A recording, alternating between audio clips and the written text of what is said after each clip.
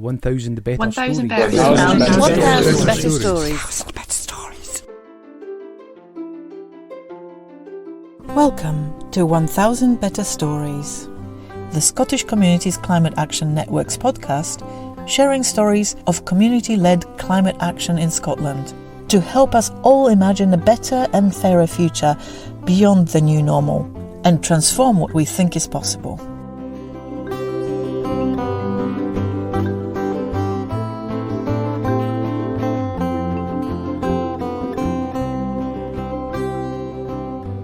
Hello and welcome to 1,000 Better Stories.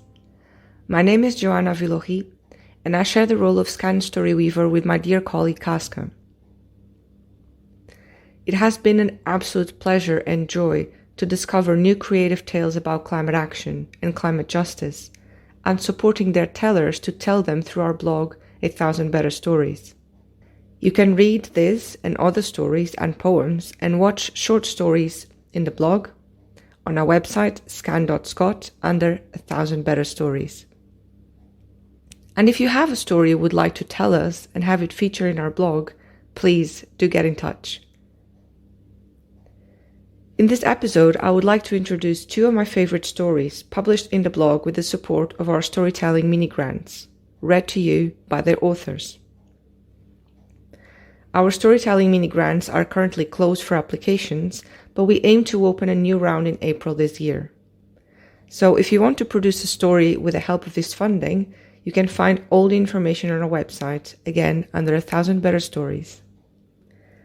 The first story we bring you today, a poem in 3 parts called Talam Muir, plunges us into Celtic folk and myth to speak of the connection between humans and nature. Talam Muir was created by Càrna, a sisterhood of wild poet and mad artist trying to excavate the gold mine of truth in a world that is increasingly afraid of it. In their own words, their concoction of creativity and politics becomes a further manifesto of what the human existence can become. Read to you by one of the sisters and tellers of the story, Erin Rizzato, I leave you with the magic of Talam Muir. Nem, the joint eater. Lifting from the bog, just above the earth, where the honeybee hives and the spider spins its thread, there the fairy mounds are found, swelling from the land. She drops from the veil of the morning, seeking some forgotten crumbs whilst the children of men are at play. She gallops on wings, lifting the sky with lightness of being, with tender curiosity as she finds a lost corner of shortbread, the golden pond of whiskey at the bottom of a glass left out for her to find. Amongst the occasional greed of men, the crackles, the baby talk.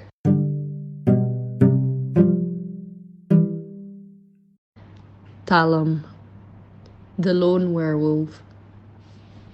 Awakings as a corner of the soul, braving the cruelest frosts without availing himself of homes, of clay, of flame, split among species, indigenous to the woods of solitude and commotion, the werewolf, half human, half wolf.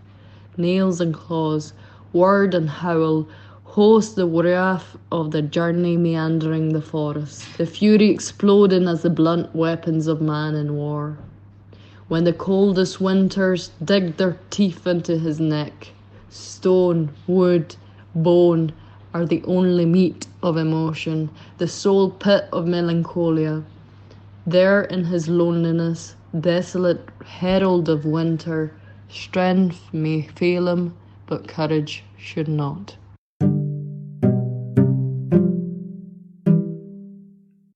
Muir, the ancient race. Restless as the waves and scales of an infuriated sea, from beneath they rise as the forces of fortune and chaos to ride above the chests of sleeping men.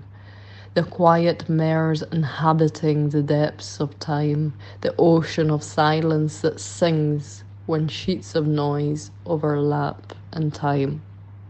Whilst grace kisses man in his conquests of life, there the ancient race snaps its lips, reaches its palms to catch the innocent cruelty, the plastic island dwelling on the surface, the boat of sadness and helpless despair that comes with the smallness of man and his brave endeavours, skiting off time.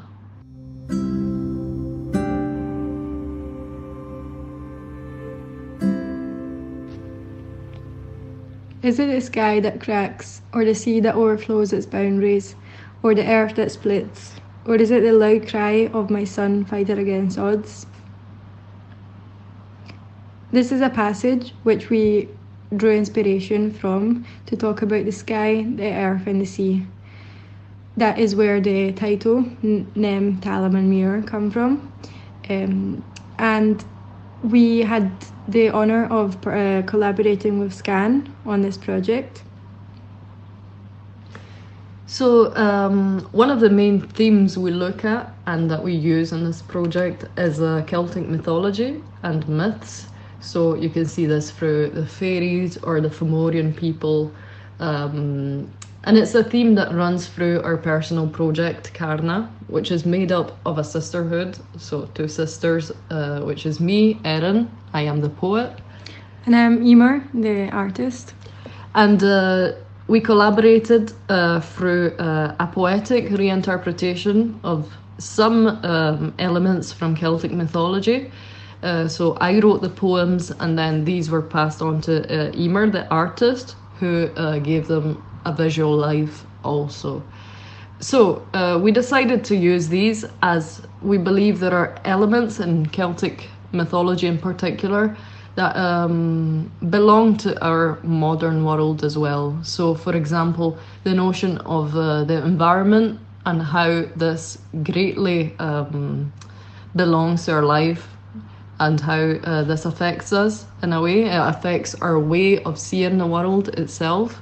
And it affects who we are at a deeper level, I believe. So we wanted to make these stories that people could read and apply to their own life in different ways. Obviously, like mythological stories that you obviously are in the past, but we wanted to make them about present life and problems that we have in our modern society. Yeah, for example, I believe the connection is made through the example of the Fomorian people, who were an ancient Irish race. They were thought to be the sort of prototypes of human beings. And in the poem, for example, they are reaching towards this island of plastic, which is what we're making the seas today, to be honest. And I think it is interesting to think about what they would see if they looked up and saw these islands of waste and plastic and all the things we do not recycle in an organic way, and how we can create bridges also between the traditional thinking of these creatures and how we imagine them to be, and the world we are actually creating today with our practices and behaviours and our ecological unawareness. So as Erin was saying before, our way we like to work is Erin usually starts off by writing. So in this case, she wrote these poems inspired by stories, and then she passed them on to me, and I came up with a visual representation, which I think everyone can see in their own way. So for example, for the one Erin was talking about just 2 seconds ago, the sea, how I created this monster that almost is reaching up towards this wee boat, which I think could be us, just sailing through life. And so yeah, I just like to give visual that is not strictly my own. I like to make it available and applicable to everyone in their own way. And obviously I think it accompanies well Erin's words, so Yes, that's also how we like to work in general in our projects. Erin does most of the writing, so the articles and the poems, and I do usually either a cover or an illustration to go along with her words. I believe also this project was interesting in particular because we were using more traditional stories which were pre-made, and it is always interesting to think about how we can reconnect with those old stories that are part of us in some way. They're part of our culture, they're part of our way of seeing the world. Because, for instance, the Irish way was a very peculiar way of seeing the Irish and Celtic more generally was a very interesting way of seeing the world because it was divided in three parts. So you had the earth below you, which was often represented by a female entity, and the sky above you, and then the sea around you. So how you're positioning within these, at the crux of these three dimensions, also conditions how you see the world. As opposed to, I feel like what we're trying to break here is the dualism of the classic way of seeing the world today, which is the sky and the earth, no? And the sky is something that we are meant to depart because the earth is below us. So it's something that we should surpass because it's dirty and it's we're rooted to this place, but we're striving to ascend away from it in a way. That is that explains all the search for, life away from earth, also the grandeur of departing from where we are. Yes, and also for the imagery, I would like to add that I was very inspired by original representations of mythologies. So the werewolf, the sea monster, which is androgynous. It doesn't have aspects that are either male or female, and the fairy. So very almost story-like. So, what could you talk about the methods you have used? Yes, for this particular project, I stuck with watercolors and paper, obviously, because then we for the original version of this, which unfortunately we didn't present, but we just sent through digitally. We printed the poem with our typewriter, and then I actually painted on top of the paper, so it was almost literal way of working building together. Layers also. Exactly. Yeah. So, yes.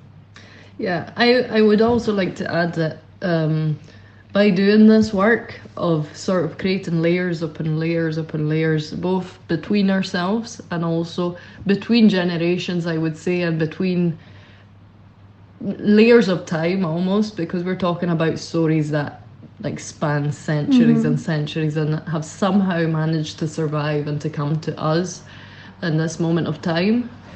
And I think it is very interesting to think about both the cultural meaning of this, of how, for example, Scottish artists and Scottish writers and Scottish people who enjoy these things can help these works to survive in a way. These works that, community, exactly. Yeah. How they can contribute to communities and how they can contribute to community building also, because around the story you gather and you come together.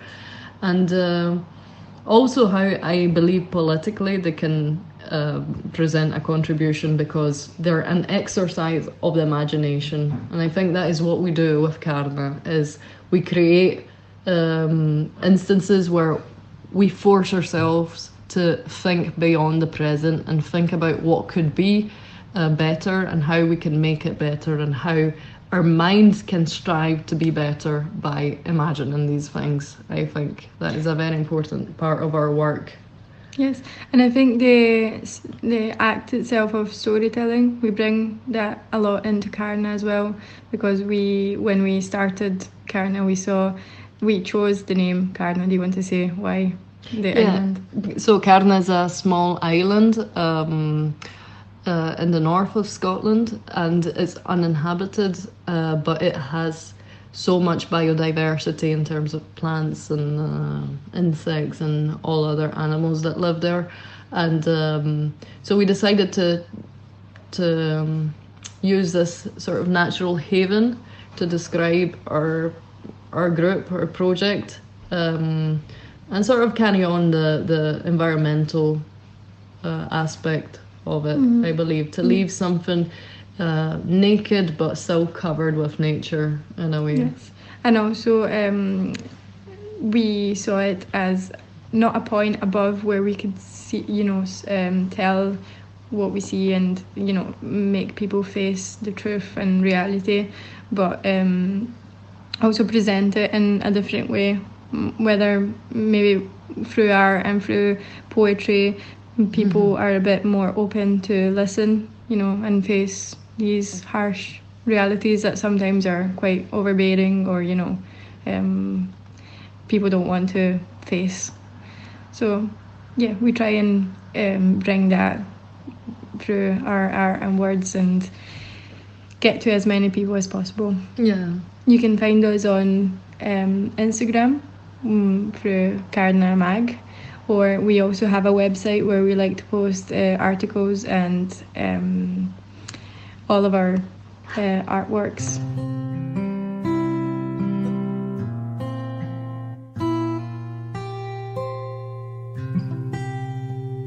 The second story, The Egg Hunters, is a heartwarming adventure by writer Gazelle Bucholz about the power of community action and recovering what we thought was lost. Gazelle wishes to strengthen people's connection to the natural world with her thought-provoking stories. She's an associate in the Surefood Effect, a community interest company, which aims to equip people, communities, and organizations with skills for sustainability and resilience. In her home country, Denmark, she graduated with a Master's of Science in Communication, of Scientific Knowledge, and a minor in Creative Writing. She's based in Scotland, and after the publication of her first fictional book, Sleepless Tracks, in Danish, she works on finding ways to get stories out in English. Listen to young Isla's inspiring adventure, read to you by its author, Gazelle.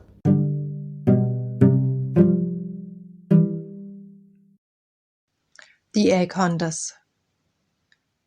Theodore, it doesn't work. The eggs keep drifting away, says Doreen as she stands by the wide living room window and looks out at the pouring rain in the garden.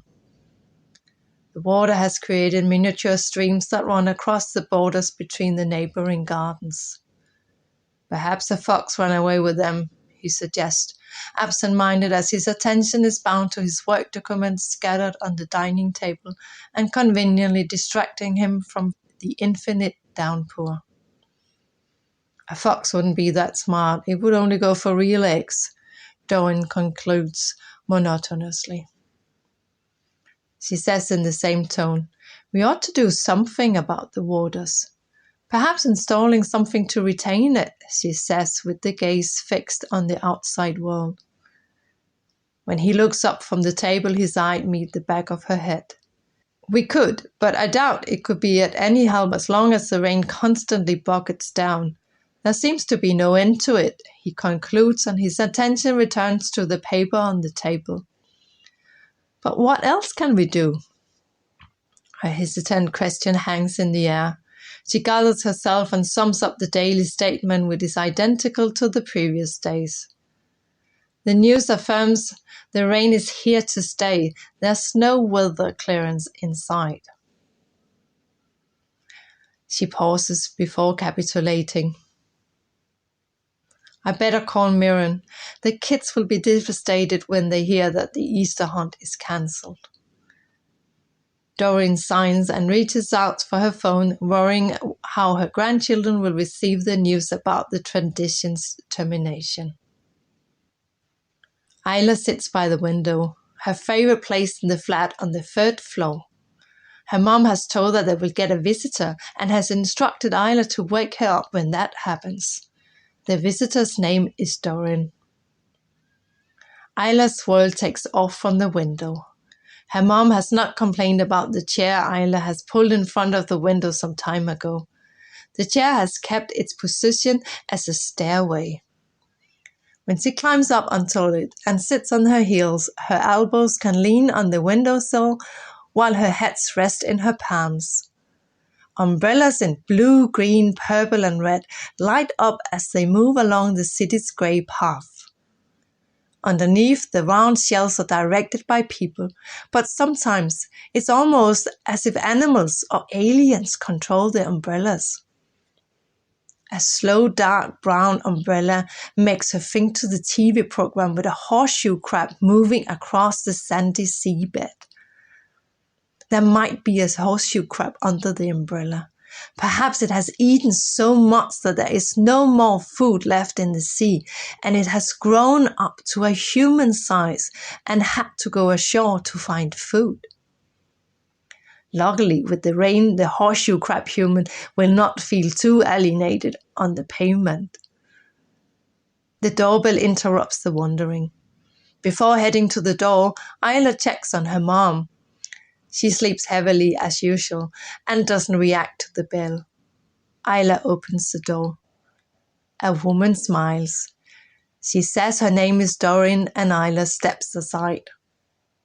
The woman asks if her mom is home before she enters. Her mom is sleeping and it is difficult to wake her up, she replies. Isla wants to add that her mom is most likely in a bad mood when awakened, but does not.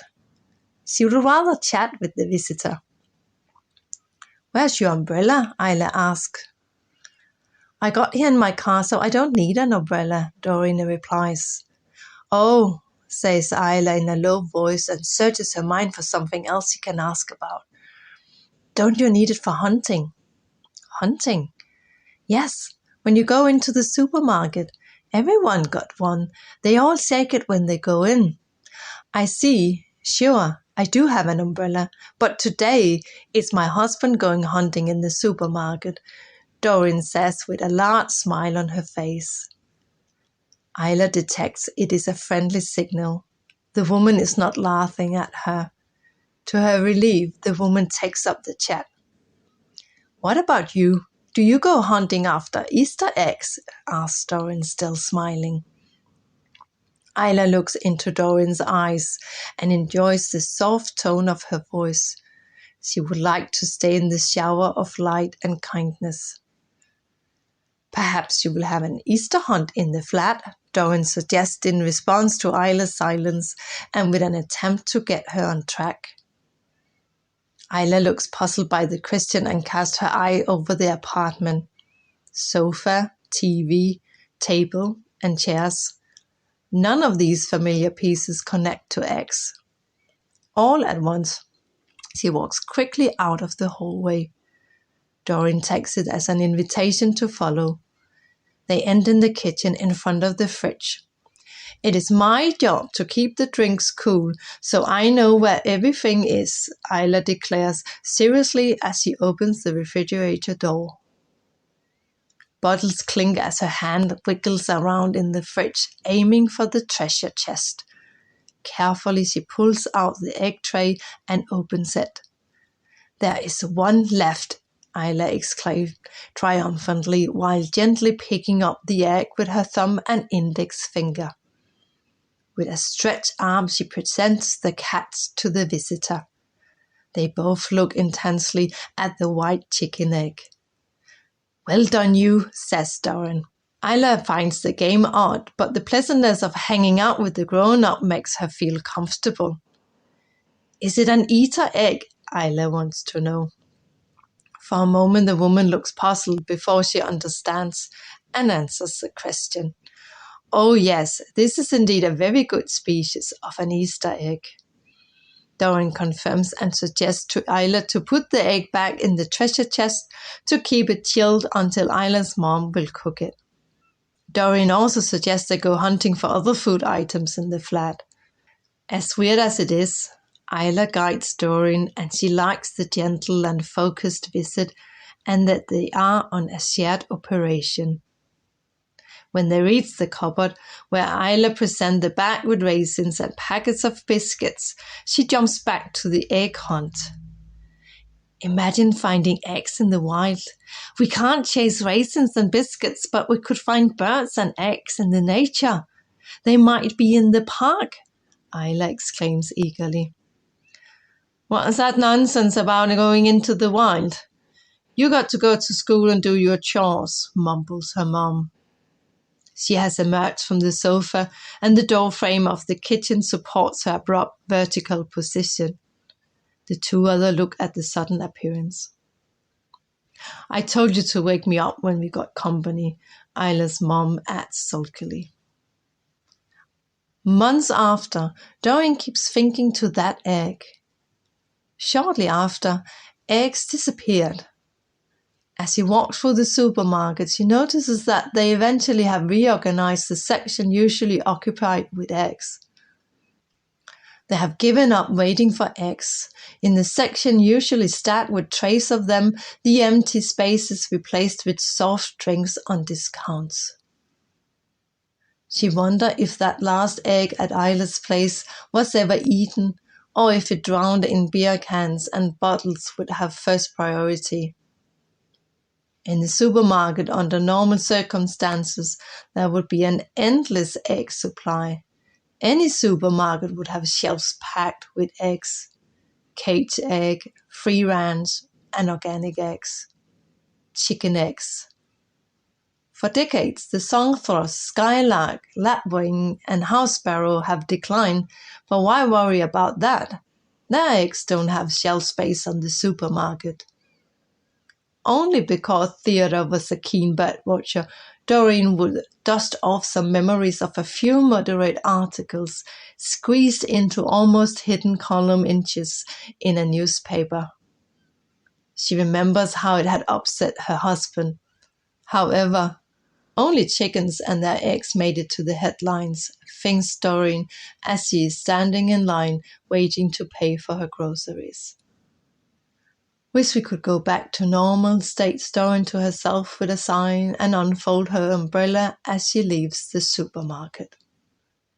It's like a reverse evolution, says her daughter excitedly. Since Miriam was a kid, she clearly inherited her dad's interest in birds. Dorian often felt she was left on an island of emptiness when the two of them went out on field trips, or even worse, when they shared experiences between them when she was in the room. Bitterness creeps in when thinking of the oceans of hours spent trying to relieve teenage aggressions in an attempt to reach her daughter, and then her husband took off with the most smiley, joyful version of their daughter, to watch birds. Dorian never felt she cracked the code, but the tensions eased out as Miriam grew up and got her own children. That is what Dorian assured herself. It makes sense if you think of it. You have these creatures, descendants of dinosaurs, stuffed into storage with nothing to do beside laying eggs. It's like, if you don't use your muscles, they will degrade, atrophy, Miriam says, throwing out her arms. It sounds plausible what have been put up as a theory.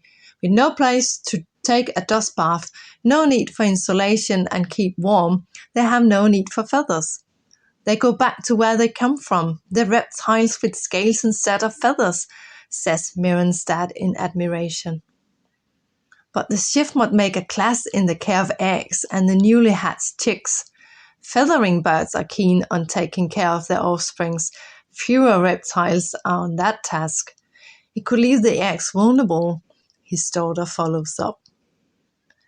There must be some birds or new reptiles or whatever they are escaping into the wild and make it, adds Dorian to the family think tank. They both look at her baffled. It can't be the case, Theodore states surely and continues with his teacher's voice. Look at the news. It's all about mass bird death these days. It's years ago we heard that the majority of egg-laying hens got broken keelbone, broken from within. Nothing was done at the time, and it kept going downhill. The artificial breeding pressure causes the destruction of the very same egg production system, and the birds bred to lay too many and too large eggs. Escaping birds would have been found, or they wouldn't make it as free beings. There isn't much wild nature left. Farmland and city life isn't exactly the optimal living place. For the new reptiles, the changes are happening too fast. Whether they are old or new egg-laying creatures, they must all have collapsed. Doreen sees the picture.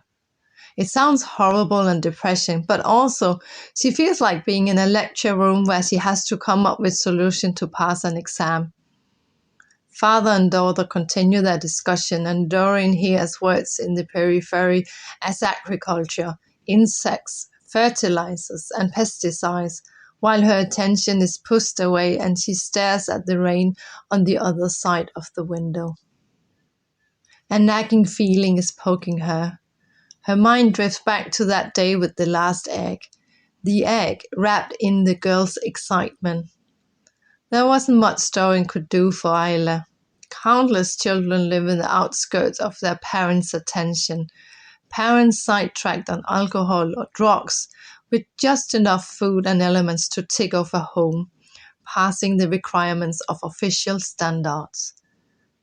But what was it the girl said? She wanted to go egg hunting in the wild. Doreen lights up by the idea. If you sign here, then I make sure Isla will have a great day in the outdoors and returns tonight before 6 o'clock, Doreen says eagerly and points on the dotted line where the mom is supposed to fill in her name. Doreen feels her heart beats. The document is a creative alternative to her typical visits, her personal twist on a checkup. It was easy to copy and paste a few lines from another context and add a line about an excursion. Isla is over the moon of the prospect of a field trip, searching for eggs. I don't remember being told you're showing up today and in the weekend, says the confused mom. She is settled in the sofa watching TV, but straightens up and clears the corner of the table to sign the paper, allowing her daughter to participate on a field trip organized at short notice. Doreen and Isla take a bus to the outskirts of town, to the closest woodland.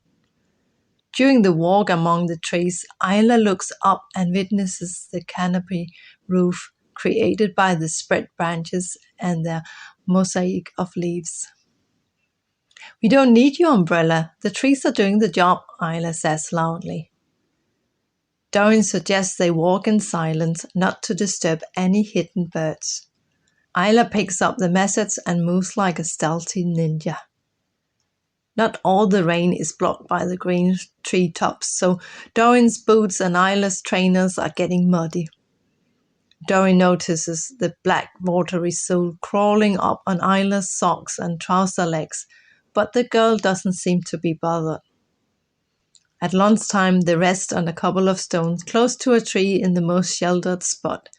They eat sandwiches and take a sip of tea, which Doreen has brought. Isla breaks the silence when a group of 2 adults and 3 children are nearby. Hey, she says and waves her arms. The children run towards them. Are you also looking for eggs and birds? Asks the boy, the youngest of the children. Finding like-minded people in a random gathering and lively discussion gives Doreen a warm feeling in her chest. As they speak, one of the adults pulls out a white feather of the breast pocket and receives a reward of audience enthusiasm as if he were a magician, making the Easter bunny appear from a top hat. A soft, immaculate feather was a clear sign. There had to be at least one bird nearby. Fueled on excitement, they share information and knowledge with each other and split up into their original groups to continue the search. Wait here a second, says Doreen to Isla before she suddenly trots back to the other group shortly after they have gone separate ways. What will you do? She's not used to move fast and lets her breath return before completing the question. What will you do if you find eggs? Doreen gravely asks the other egg hunters. Will you eat them or protect them? She adds, with furrowed brow and a wondering voice. After hearing the answer, she returns to Isla. Look, says Isla in a whispering cry. They both instantly bend their knees and reach towards the forest floor with their upper body, not to be noticed by the bird. 5 trees away, a bird with white and brownish feathers lies restful on something which could be a nest. It looks undisturbed by Dorian and Island's eyes and the top of their heads popping up behind a fallen tree trunk covered with mosses. Of course there are survivors, mumbles Dorian to herself. As they keep watching the bird, they get to know its habits and routine. No other bird arrives to share the egg incubation, so they assume it's a female. Finally, the bird gets up to eat bits and pieces from the soil around the nest. The uncovered nest reveals white eggs. Dorian and Isla stretch the neck to get a better look, but cannot count the eggs in the distance. Thrilled by the scene, they stay for a while and the bird gets back to the duty on its nest. Not until Dorian looks at her watch, she realizes they got to move fast to catch the bus home in time. She would not risk Isla's mom calling the office and discover the unauthorized field trip. "Did you see that?" Dorian asks Isla as they sprint through the woods. They both turn their head toward a movement near stone. It looks like a plucked hen has taken the run across the ground. It not only looked naked without the feathers, it had some glittering scales, Isla says in surprise. "We have to come back and keep an eye on what's happening here," states Dorian and meets Isla's eyes. For the next forest trip, Dorian has invited her grandchildren to join the expedition. "But Mom, you said it yourself. Easter egg hunts no longer exist. Don't get the kids' hope up. The pouring rain has destroyed the game," Muir says, sighing. "Not really. We have destroyed it, but that's another story. And likewise, there is another story of life and possibilities in the forest. I might even bring you and your dad another time, if you can keep a secret," Dorian says with a light, smiling voice which is spreading to the whole face. "Mom, I'm watching the umbrellas," Isla answers, shouting to reach the other room. She's busy, excitedly dreaming away on the next egg search. "Okay, if I bring her the next drink, she will leave me alone for a while," she discusses with herself and goes into the kitchen to pick up the next splash to the eternal thirsty stream. After delivering to the table, Isla is back on her seat by the window. As the umbrellas drift by, her eyes stop by one of them and she can't believe what looks like sticking out from under. Even though she has imagined it, it makes no sense for a horseshoe crab body to seek protection under an umbrella. It would already be protected from the rain by its armor. She suddenly gets the thought that it is wearing a city camouflage. The birds in the forest need to hide themselves, so why not also this kind of protection? Immediately, Isla starts to track for feathers, fur, shields, skin, and scales under umbrellas and at other places normally occupied by city dwellers.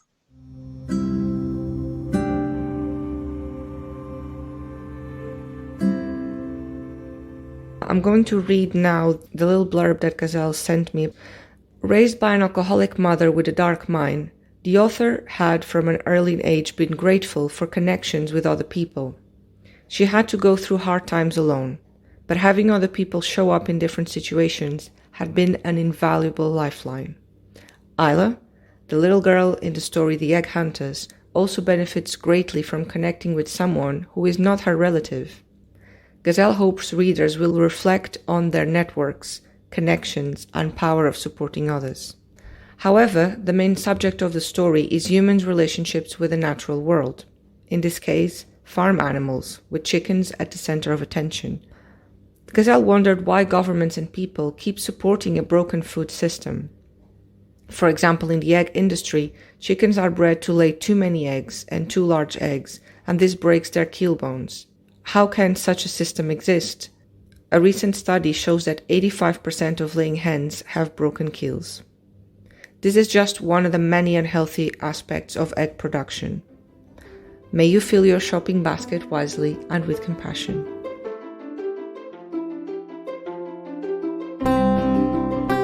Thanks for listening. If you enjoyed this episode, please give it a like and maybe even a review. It will really help us reach a wider audience. If something exciting is happening in your own community, be sure to let us know so that we can help you tell your own story. Or maybe you would like to join our brand new Storyteller Collective. You can drop our Story Weavers a line at stories@scottishcommunitiescan.org.uk. To keep up to date, check out our website at scottishcommunities.org.uk or find us on Twitter, Facebook or Instagram, or simply sign up to the newsletter.